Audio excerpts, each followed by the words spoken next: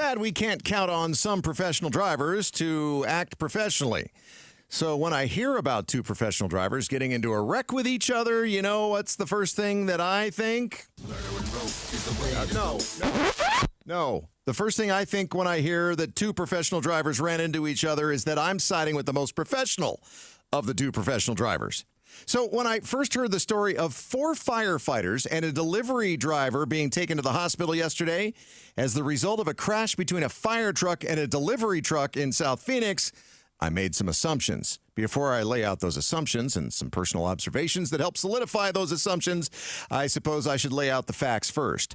A little after 11:30 yesterday morning, Phoenix firefighters were responding to a medical emergency traveling eastbound on Weir Avenue near 40th Street and Broadway Road when they collided with a flatbed delivery truck. No other vehicles were affected by the impact, but the gas tank on the delivery truck was punctured, causing a 1-inch gash that was quickly sealed by a hazmat truck from the fire department.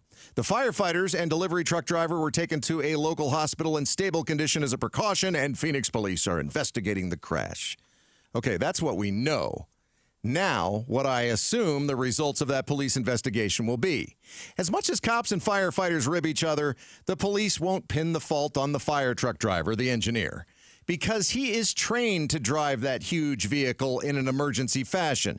He's likely made a lot of runs with lights and sirens on, looking both ways before he moves through a red light. And look at me making assumptions that it's a male driver. And with the lights and sirens going, you'd imagine that you'd have to be otherwise occupied with something other than driving if you miss those lights and sirens.